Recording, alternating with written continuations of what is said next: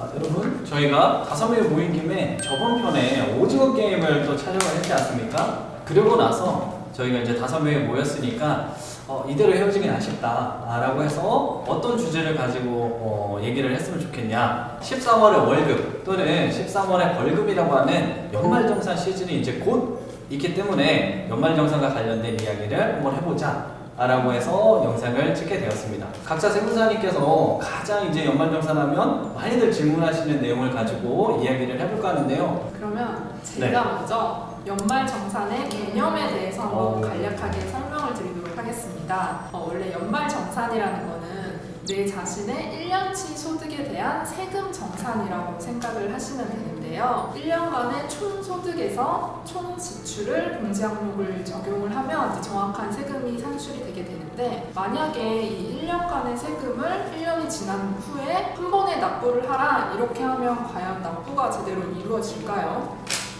싫죠. 돈을 뺏기는 기분이 들 것 같아요. 그리고 대부분 분들이 아마 이미 다 써서 없다라고 하실 텐데요. 그래서 국가는 이 1년치의 세금을 한 번에 걷지 않고 매월 급여를 지급을 할 때 간이세입표에 의해 일정 금액의 세금을 먼저 징수를 해서 가져가게 됩니다. 그리고 1년이 지난 다음에 나의 1년의 총소득이 확정이 되고 1년간의 지출이 확정이 되면 신용카드 사용 금액이라든가 의료비, 보험료 등 사용 금액에 대해서 각종 공제 항목을 적용을 해서 정확한 세금이 나오게 되는데, 이 세금이랑 미리 매월 떼어갔던 세금과 비교를 해서 만약에 너무 많이 떼갔다 하면 그 떼간 차이만큼을 환급을 해주게 되고, 너무 적게 떼갔다 하면 돈 더 주세요 하고서 일부를 이제 토하게 되는 거죠. 그래서 이런 더 많이 떼갔는지 적게 떼갔는지 이것을 비교하는 과정을 연말정산이라고 생각을 하시면 됩니다.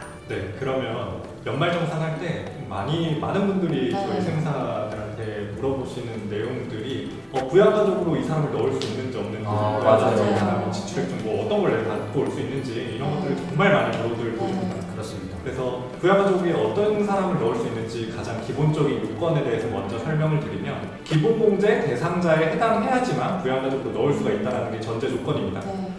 기본 공제 대상자는 요건을 2개를 보는데, 첫 번째는 나이 요건, 그리고 두 번째는 소득 요건입니다. 그래서 나이 요건은 직계존속, 부모님의 경우에는 60세, 만 60세 이상일 경우에 기본 공제 대상자의 나이 요건에 해당이 되고, 자녀의 경우, 직계 비속인 경우에는 20세 이하일 경우에 기본 공제 대상자 나이 요건에 해당이 됩니다. 물론 본인과 배우자는 나이 요건에 전혀 상관이 없이 나이가 아무나 되더라도 나이 때는 적용을 해당을 하지 않고, 그 다음에 소득 요건에 대해서 먼저 말씀을 드리면, 소득 요건은 대전제는 종합소득 금액이 100만 원 이하일 경우에 기본공제 대상자의 소득 요건에 적합하다라고 말씀을 드릴 수가 있습니다. 그럼 여기서 종합소득 금액이 100만 원 이하인가 어떤 경우인지에 대해서 간략히 예시를 좀 먼저 들어보면, 예를 들어 연금소득의 경우에는 공적연금이 516만 6,666원 초과하면은 종합소득 금액 100만 원 초과하고, 사적연금은 연 1,200만 원이 초과할 때 100만 원을 초과하게 됩니다. 그리고 근로소득자의 경우에는 연 급여가 500만 원이 초과할 경우에는 종합소득 금액이 100만 원을 초과하게 됩니다. 마지막으로 사업소득자분들 잠깐 헷갈리실 수 있는 게, 매출 금액이 100만 원이 아니라 매출에서 필요경비를 뺀 그 소득 금액이 100만 원일 때 종합소득 금액이 100만 원에 넘는지 안 넘는지를 비교하는 그 숫자가 된다고 보시면 네. 이게 기본 나이와 소득 요건에 대한 숨이 너무 찹니다. 그 다음에 이 기본공제 대상자를 이용해서 연말정산할 때 실제로 제가 사용하고 있는 꿀팁을 좀 먼저 설명을 드리면, 부양가족에서 사용한 의료비, 그리고 교육비, 그리고 보험료, 요 3가지를 좀 가지고 올 수가 있는데, 의료비 세액공제 같은 경우에는 그 기본공제 대상자 부양가족으로 넣을 때 소득 요건을 확인을 하지 않습니다. 즉 저희 부모님, 어머님이나 아버님의 소득이 100만 원이 넘어간다고 하더라도 그분들이 지출하신 의료비만 가지고 와서 제가 공제를 좀 받을 수가 있다라는 그런 꿀팁이 있으니까, 내년에 연말정산 하실 때 부모님들 소득이랑 상관없이 의료비를 좀 가지고 와셔서 좀 더 많이 환급 받으시면 좋은 꿀팁이 될 수 있을 것 같습니다. 나이 요건 소득이랑 굉장히 저도 많이 헷갈리거든요. 그래서 그때그때 질문을 주시면 저도 찾아보고 답변을 드리곤 하는데, 저희 문석 세무사님께서 아주 굉장히 정리를 잘 해주신 것 같아서 감사드려요. 별 말씀을요. 이제 다음은 제가 준비를 한번 해보았습니다. 제가 말씀드릴 주제는 신용카드 소득공제를 제일 많이 물어보죠. 그죠, 드리려고 하는데요.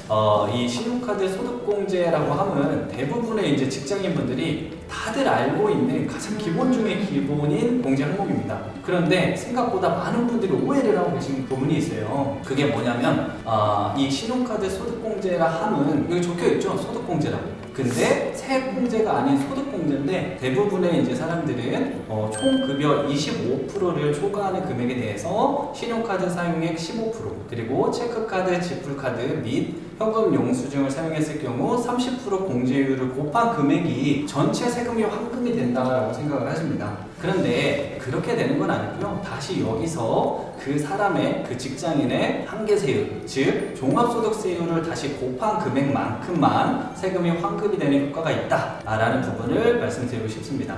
예를 들어서 과세표준 구간이 4,600만 원 이하의 직장인을 예를 들어보면요, 한계세율 구간, 즉 종합소득세율 구간이 15%입니다. 그래서 급여를 5천만 원 벌었고 무려 60%인 3천만 원을 신용카드를 사용했다라고 가정을 해보겠습니다. 그러면 5천만 원의 25%인 1,250만 원을 초과한 1,750만 원에 대해서 신용카드 공제율 15%를 적용하면 262만 5천 원이 됩니다. 그래서 이 262만 5천 원이 세금 환급이 되는 것이 아니고 여기다 다시 종합소득세율이 15%를 곱한 금액 39만 3,750원만 환급이 되는 효과가 있습니다. 방금 말씀드렸듯이 우리 5천만 원을 버시는 분이 3천만 원을 썼어요. 근데 고작 받는 거는 39만 3천 원 정도. 그러니까 절대 실익이 크지 않다라는 점을 말씀을 드리고 싶습니다. 그 이유는 이제 어쩔 수 없이 이제 써야 되는 지출인 경우라면 당연히 세금의 환급의 효과가 있지만 불필요한 지출도 나 어차피 세금 환급돼 라고 쓰시는 경우는 생각보다 실익이 크지 않기 때문에 오히려 불이익이 더 크다라는 부분을 말씀드리고 싶습니다. 더해서 저도 꿀팁을 한 가지 말씀을 드리자면 총 급여액의 25%를 초과하는 금액에 대해서 공제가 되니까 15%의 공제율을 적용되는 신용카드 같은 경우를 25%까지 이제 적용을 받아주시고 그 금액을 초과하는 금액은 지불카드 그리고 체크카드 그리고 현금 영수증으로 결제를 해주시면 더 큰 실익의 환급을 받으실 수 있는 부분 이 부분을 꼭 유념해 주시기 바랍니다.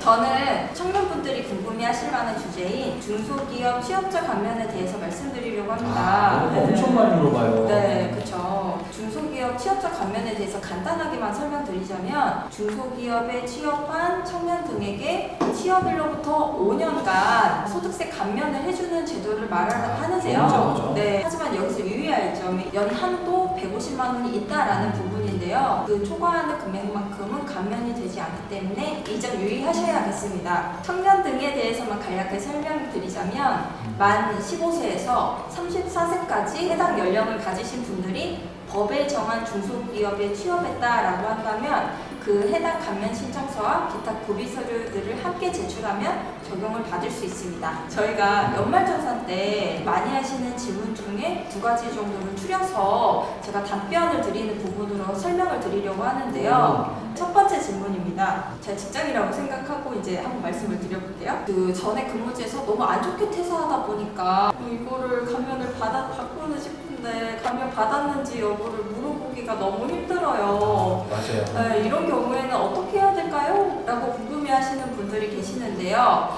굳이 회사에 물어보지 않고 간단하게 확인할 수 있는 방법이 있습니다. 네, 홈택스를 활용한 방법인데요. 홈택스에 로그인하셔서 조회 발급 쪽에 중소기업 취업자 감면 명세 조회라는 부분을 클릭을 하신 후 본인이 감면을 받았는지 여부를 확인할 수 있으니 이 점 참고하시면 될 것 같고요. 정말 쉽게 확인이 가능하네요. 네. 그리고 두 번째 질문입니다. 중소기업 취업자 감면 대상인데 왜 연말정산 때 소득세를 더 납부를 하라고 하는 거예요? 라고 물어보시는 분들도 계세요. 제가 앞서 한도가 있다라고 말씀을 드렸잖아요. 네네. 그래서 이 연 150만 원까지만 한도 적용을 받는다라는 부분을 유의하셔야겠는데요. 본인이 매월 소득세를 감면 적용을 받은 경우라고 한다면 오히려 연말정산 때 해당하는 금액이 150만 원을 초과하는 경우가 생길 수 있거든요. 따라서 이 경우 초과하는 금액에 대해서는 소득세가 또 추가적으로 부과될 수 있으니 참고하셔야겠습니다. 예를 들면 네. 매월 20만 원씩 네. 중소기업 취업 감면을 받았으니까 네. 1년이면 240만 원을 받았는데 네. 한도는 150만 원까지밖에 안 되니까 네. 90만 원을 토해내라. 네. 이런 경우가 존재한다는 거네요. 맞습니다. 정확합니다. 여러분들 그렇답니다. 그러니까 세무 대리인에게 화내지 마시고 잘 한번 물어보시면 친절한 답변을 해드릴 것 같습니다. 네. 끝인가요? 네, 끝입니다. 네, 좋은 정보 네, 감사합니다. 감사합니다. 네, 다음 마지막 차례인가요? 네, 마지막으로 저희가 이제 연말정산에 대해서 말씀드리는데 저는 그 부동산과 관련되어 있는 연말정산 팁을 좀 가져왔습니다. 자, 이것도 엄청 많이 네. 물어보죠. 이게 생각보다 간단한데도 불구하고 모르고 지나가시는 분들이 많아가지고 제가 한번 준비를 해봤는데 첫 번째로는 장기주택 저당 차입금 이자 상환에 대한 소득공제 부분이 있습니다.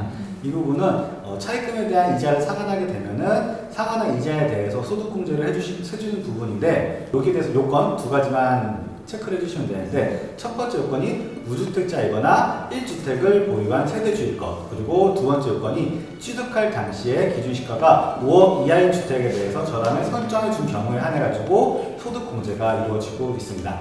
그리고 두 번째로는 주택 임차 차입금 원리금 상환에 대한 소득공제인데 차입금에 대한 원리금을 상환하는 경우에 소득금액의 그 상환한 원리금에 대해서 40% 정도 공제를 해주고 있는데 여기서도 두 가지 요건을 말씀을 드리게 되면은 무주택자이셔야 되고요, 기본적으로. 그리고 두 번째로는 월세 보증금이라든지 또는 전세 보증금을 차용한 경우에 한해 가지고 소득 공제를 받으실 수 있습니다. 그리고 세 번째 소득 공제로는 주택마련 저축 납입액 소득 공제인데 이 부분은 연 240만 원 이내 금액에 대해서 40%를 공제해 주는데 첫 번째 요건은 총 급여가 7천만 원 이하인 무주택 세대주셔야 되고요. 두 번째로는 본인 명의의 청약저축 또는 청약 종합저축에 납입하실 금액이 있으셔야 공제를 받으실 수 있습니다.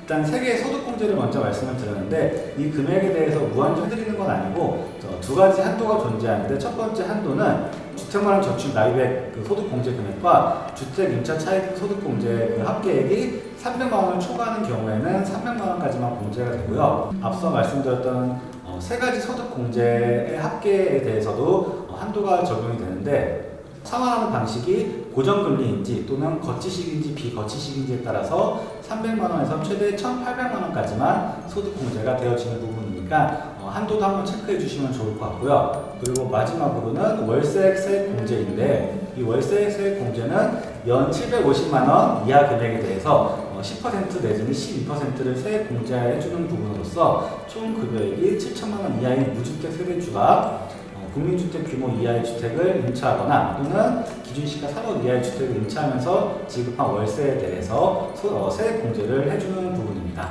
차이점들 짚고 넘어가 드리고 싶은데 첫 번째 부분은 기본적인 전제가 무주택 세대주여야 되는 건데 첫 번째 말씀드렸던 장기주택 저당 차입금에 대한 소득 공제는 1세대를 가지고 계신 세대주라고 해도 소득 공제는 받으실 수 있습니다. 그리고 본인이 세대주가 굳이 실거주를 하지 않아도 소득 공제는 받으실 수 있는데 만약에 세대주가 아닌 세대원이 소득 공제를 받는다라고 하는 경우에는 세대원이 반드시 실거주를 해주셔야 되고요. 만약에 이제 기준은 12월 31일 기준이기 때문에 12월 31일 기준으로 두 채 이상 보유하고 계신 경우에는 당연히 소득 공제가 안 되지만 이 과세 기간 중에 두 채 이상의 주택을 보유하고 계시다가 마지막 날에 무주택자 또는 1주택자가 되신 경우라고 한다면은 소득 공제를 받으실 수 있는 점이 있습니다. 그리고 두 번째로는 다른 소득공제나 세액공제는 괜찮은데 주택마련 저축이랑 월세 세액공제는 총급여 기준이 들어가기 때문에 총급여 기준이 7천만 원 이하인 근로소득자들에 대해서만 해드리고요. 마지막으로 주의하실 점이 장기주택 저당 차입금에 대해서는 취득 당시 기준시가가 5억 이어야 되고 월세 세액공제에 대해서는 기준시가가 3억 이하 또는 국민주택 규모 이하의 주택에 대해서만 월세 세액공제를 해드리고 있으니까 앞서 말씀드렸던 유의사항 3개만 체크해 주셨으면 좋겠습니다. 이상입니다. 정말로 이게 너무 헷갈릴 텐데 좋은 정보를 너무 감사드립니다. 너무 힘들었어요. 이렇게 해서 저희 연말정산과 관련된 이야기를 각각의 이제 세무사님들이 말씀을 드려봤는데요. 앞으로도 이렇게 유익하고 좋은 정보를 제공할 수 있도록 더욱 노력하겠습니다. 슬기로운 절세생활 하세요.